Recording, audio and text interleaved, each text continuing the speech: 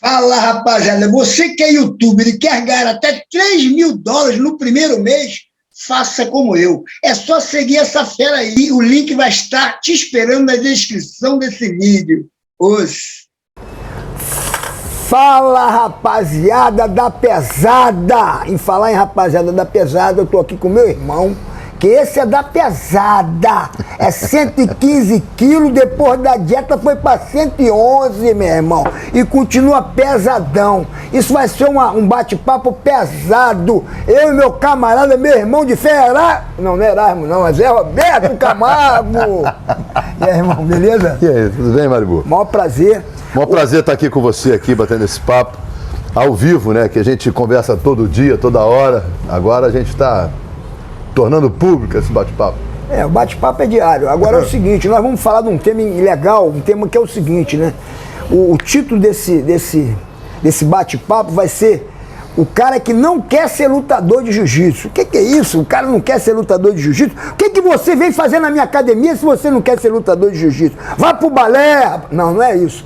É que muita gente tem uma necessidade, uma necessidade de fazer um jiu-jitsu por uma coisa ou por outra coisa. E para isso eu estou aqui com o Zé Roberto, que é um cara que estuda muita parte da psicologia, para a gente bater um papo e saber por que o jiu-jitsu é tão bom, independente do que o cara espera do jiu-jitsu. Ou seja, um espera ser campeão, o outro espera uma autodefesa, o outro espera só praticar um esporte. O que você acha dessa história de ter o cara que entra no jiu-jitsu para ser lutador e o cara que entra no jiu-jitsu que não quer ser lutador de jiu-jitsu? Como é que é isso? Então, a minoria das pessoas querem ser lutadores.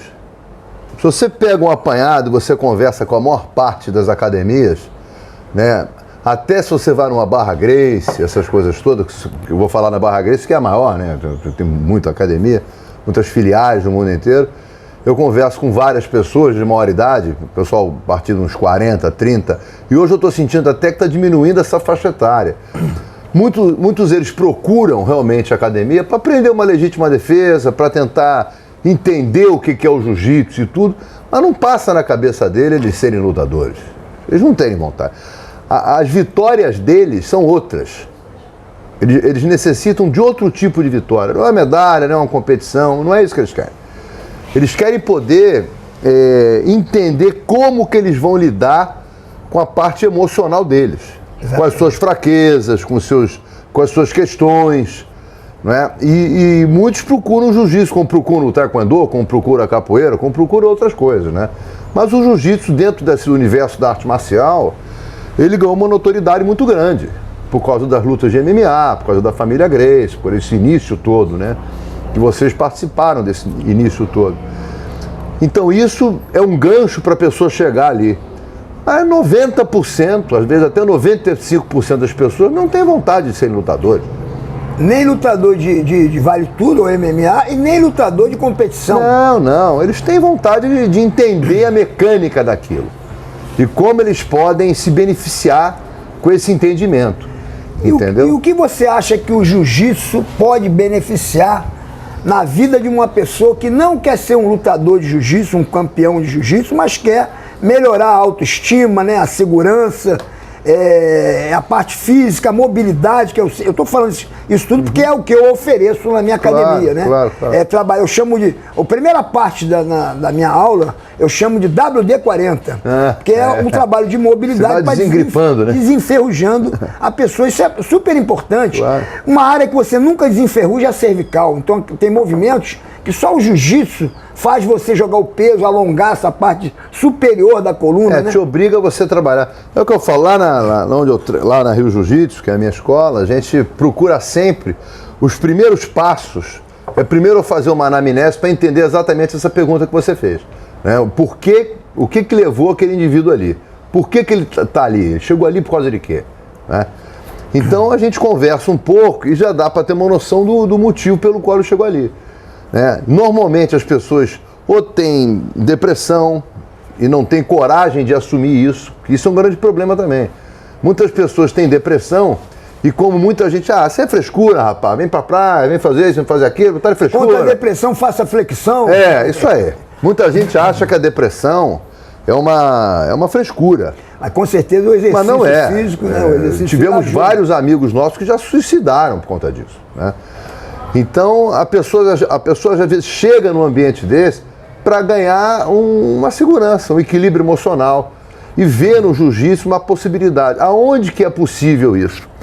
Quando você entra numa luta de golpe traumático, né? Eu não vou citar o nome, tem várias, tem uma que eu tenho uma bronca específica, não vou nem falar o nome dela para não criar polêmica.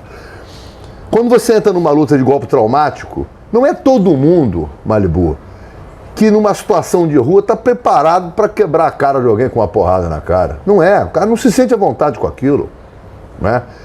E o jiu-jitsu, você ensina o cara que ele não precisa ir a vias de fato. Não precisa nocautear ninguém. Não precisa, ele não precisa ser reflexo da violência do outro. Então isso já é um primeiro passo. O cara assim, pô, eu não tenho que degladiar com ninguém, eu não tenho que de repente, ainda mais hoje que com o celular, qualquer coisa que você faça é filmado, o cara tem que responder um processo, o cara passa por adversidades que ele não quer passar. E num processo de legítima defesa, que você tem que se defender de uma forma imediática a uma atitude desferida contra você, tudo que você não pode pensar em como você vai se defender. Isso tem que ser um processo automático no teu perfil. Então, normalmente, você treina toda a parte biomecânica do corpo do cara, porque ele não sabe. Você vai aplicar um triângulo, porra, como é que eu vou? Eu tenho que fazer o quê? Saio pro lado, minha cabeça fica alinhada com o cara ou não fica? Como é que eu vou dobrar minha coluna de um jeito que eu nunca dobrei antes? Eu tenho que levar o cara pro chão? O chão é duro, tá quente? Como é que funciona essa parte toda? Tem a parte em pé também. Tem a parte em pé. Então, o processo de legítima defesa, quando o cara começa a se entender, primeiro, eu não preciso ser reflexo da violência do outro. Segundo, eu posso dominar essa violência porque eu me dominei primeiro. E não ser dominado também. Não ser dominado por ela. Então, eu dou ao outro o direito, a oportunidade de uma reflexão. Eu posso botar ele para quase dormir e vou conversando com ele. Né? A gente sabe que a gente apaga alguém de 1 a 8 segundos. O cara está dormindo. Então, nesse inteirinho, você vai, afrouxa um pouquinho, vai conversando, afrouxa um pouquinho. Uma luta de golpe traumático, você não tem essa possibilidade. Se você toma um soco, você vai reagir o que você falou, tem com gente que a tua técnica te ensinou. É aquela. Né? Tem gente que não tem essa agressividade. Não tem. Mas você tem que ensinar o cara, pelo menos, a prender o braço do cara, prender o outro braço, ou prender a cabeça, ou botar de uma forma que você não apanhe do cara. Né? Então isso tudo é muito legal, né? Você tem esse conhecimento. Que eu costumo dizer, mas você lutaria com um cara que hoje faz MMA? Eu acho que se eu me atracar com um cara, um super atleta desse, conseguir me prender nele, até eu chegar um policial e separar... E se resgatar, já tá bom. Eu já me defendi, não, você já ganhou. Já ganhei porque eu não apanhei do cara preparado. Você já venceu. Me dominei os antebraços dele, botei na guarda, ou botei numa guarda aberta que não deu oportunidade dele chegar perto do meu rosto. Então essa segurança é muito legal e você não precisa... ser um competidor para fazer isso. Claro. Inclusive, tem muita gente hoje que é competidora e que não tem noção disso. Não tem a visão da legítima defesa. Por exemplo, caída, né? Cair, os rolamentos são muito importantes. Você cair para trás, você cair para frente. Tem rolamento que você rola e tem rolamento que você cai de frente. Então são coisas super básicas, né? Os agarrões, por exemplo, você é um cara grande, né? A defesa pessoal só vai funcionar normalmente com um cara que é bem maior do que você, que vai fazer. Eu não vou chegar em você e botar a mão em você. E hoje em dia, Malibu, ninguém briga mais. Ninguém briga. Né? Hoje em dia isso é uma coisa passada. Então eu falo que a legítima defesa, o que mais, o ganho maior para o indivíduo é o processo de aprendizado da legítima defesa. Você se obrigar todo dia a treinar. E treinar a legítima defesa. Porque esse processo de repetição... Treinar a mão entrando, o cara andando defesa de tapa, eu vou te empurrar, o cara te segura pelo braço, o cara te dá um soco, na sequência já te dá uma gravata, quer te botar para baixo. Você treinar esse processo de legítima defesa, esse processo que é importante. Porque muita gente, a gente ouve muito o seguinte, eu não vou treinar isso porque eu não brigo com ninguém na rua mais. Claro! Mas o processo de treinamento que é o importante. É o processo que vai deixar você seguro. Sentir bem. É o processo que vai fazer você se sentir equilibrado emocionalmente. E socializar também, né? E se socializar com outras pessoas que têm a mesma intenção que você. Todo mundo preocupado com a alimentação, com a saúde. Claro. Você já malhou hoje? O que você fez hoje? Já fez a tua atividade física? Então é uma coisa que você não precisa ser lutador profissional, nem de competição, nem de MMA, de vale tudo. Mas você, um está preocupado com a vida do outro, com a parte da vida, da saúde do outro, né? É isso quando você está dentro do ambiente saudável e coeso, é o que eu te falo. Lá no meu espaço, eu não misturo. Por isso que hoje mesmo eu recebi umas 3 ligações aqui no Instagram, no inbox ali do Instagram, né? Que eu não sei como é que fala o nome, eu acho que é inbox. Que perguntando a sua academia onde, eu já vou falando não, de cara. Eu não dou aula do jiu-jitsu esportivo. Quer ver? Eu vejo o pessoal mais novo, vejo o rosto deles, são pessoas mais novas e tudo. O jiu-jitsu esportivo eu não dou aula. E eu nem misturo. Por quê? Porque não dá segurança para o cara que está ali só para aprender o processo da legítima defesa. Não é um cara que tem uma agressividade, mas é um cara que ele vai se sentir bem sabendo que ele pode ser que não bate ninguém, mas não apanha de mais ninguém. Isso é ótimo. Isso é uma coisa que faz a evolução emocional da pessoa, né? Então você pega uma menina, por exemplo, que foi molestada, foi violentada, como é que fica a cabeça dela com o toque? Eu já tive alunas que te passaram por isso, a primeira aula você tocava nela, ela se retraía pro canto chorar.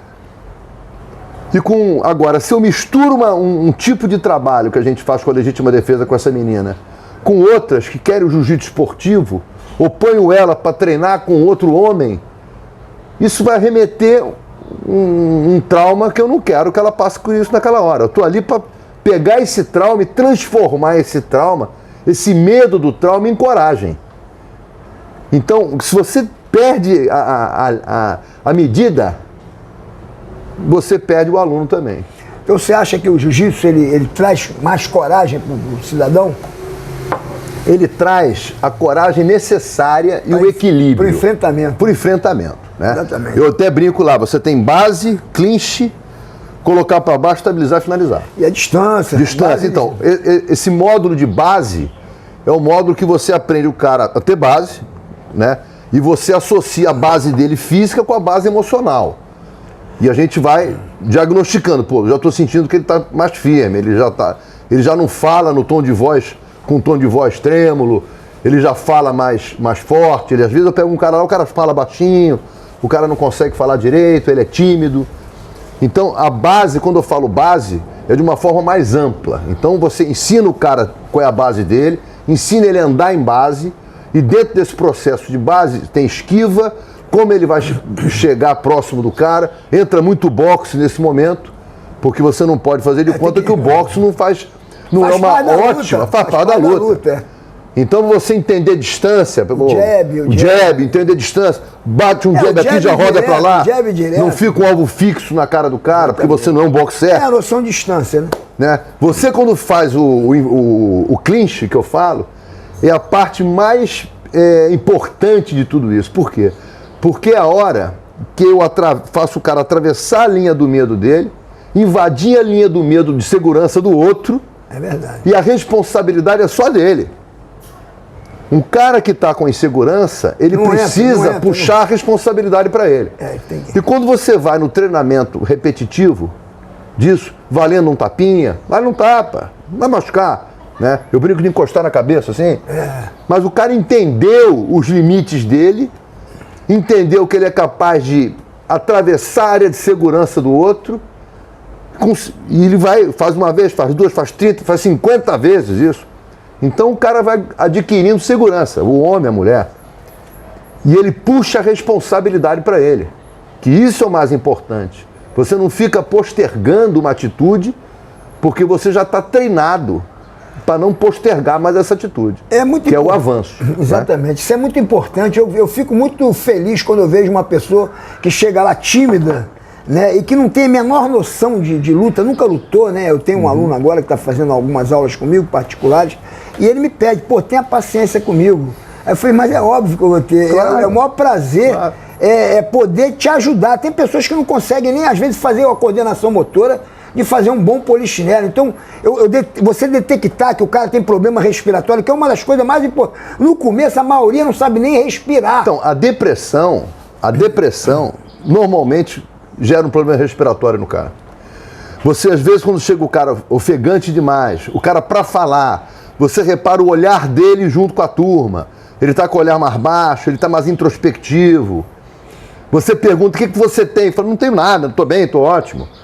Porque tem muito disso também. É a respiração. Tem aquele aluno que você mostra a posição e ele tem dificuldade de fazer aquela posição, aí ele fala que aquela posição não serve.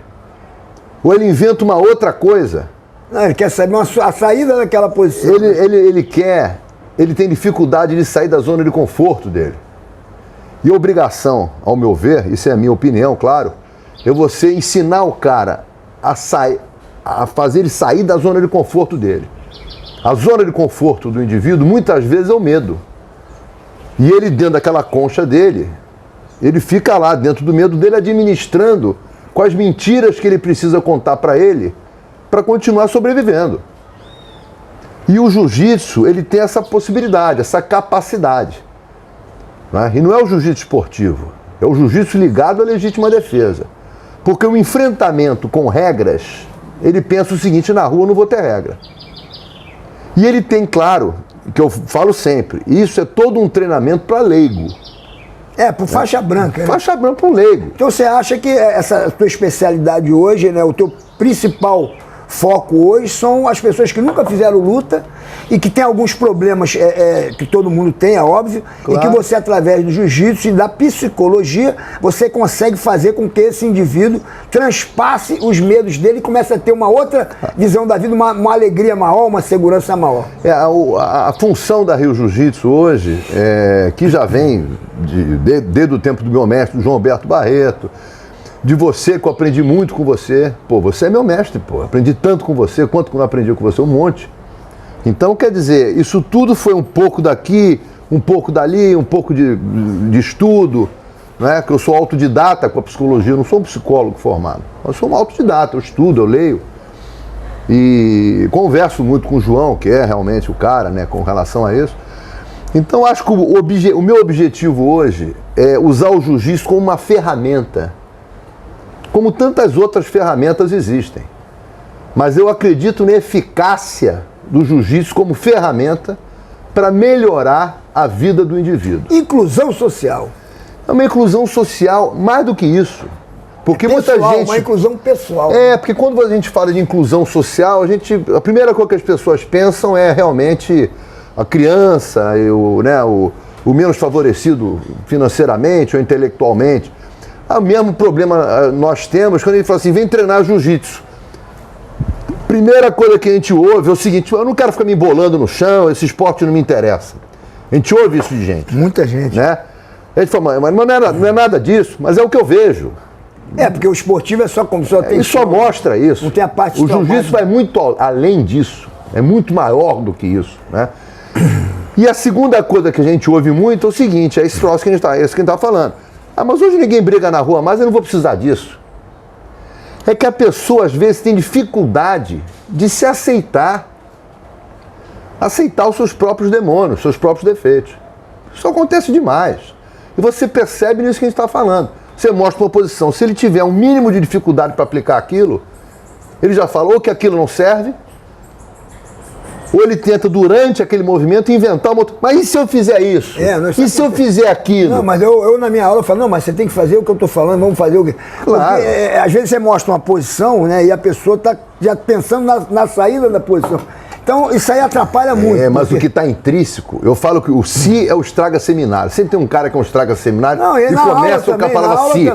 Mas se eu fizer isso, se eu fizer aquilo, eu falo, meu irmão, pô, si é outra história. Né? Não. Mas o que está por trás do si que é o importante. Porque às vezes o cara faz isso de propósito, não. Não. Ele faz por insegurança. Eu sei.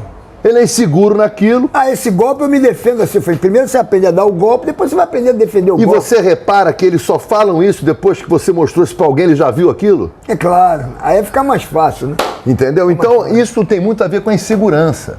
Né? Então, insegurança, um lado emocional mais frágil, Você vê hoje o que está acontecendo aí, né, com essa guerra, aquela coisa toda.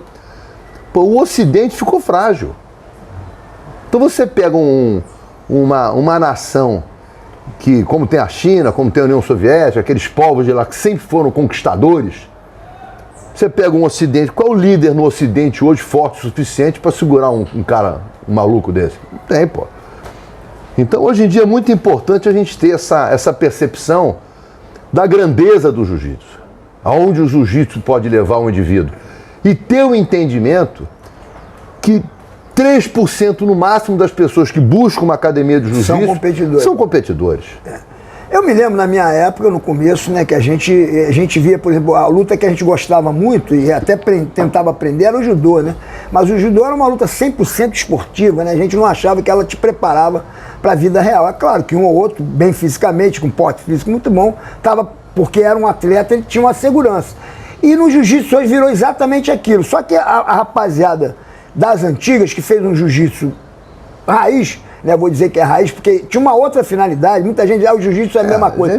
Tudo é a mesma coisa. O jiu-jitsu é a mesma coisa, só que a finalidade, né, o fim, o objetivo era outro. Então, outro dia eu conversando com o Zé, para terminar esse bate-papo, eu vou deixar você considerações finais, mas para terminar esse bate-papo, outro dia eu conversando com meu amigo Zé Roberto, e ele, não, mas eu não sou da época de vocês, não tem o know-how de vocês. Eu falei, cara, tu tá fazendo um trabalho há 11 anos, e eu posso dizer que em 11 anos, fazendo o que você está fazendo, você hoje virou um especialista, né? Então a academia dele tem os alunos dele, fiéis dele lá, que vão, que se sentem bem, né, com a aula que ele dá, com a pessoa que ele é, né, com esse cuidado que ele tem com os alunos dele. Eu acho que isso é super importante, né? Porque o jiu-jitsu não é só pro atleta, pro garoto, né? O jiu-jitsu também é pro cara de meia idade, cara, que quer continuar vivendo uma segunda, quer viver a vida, cara. Como você fala, uma segunda juventude, cara. Né? Eu, por exemplo, só penso em ser...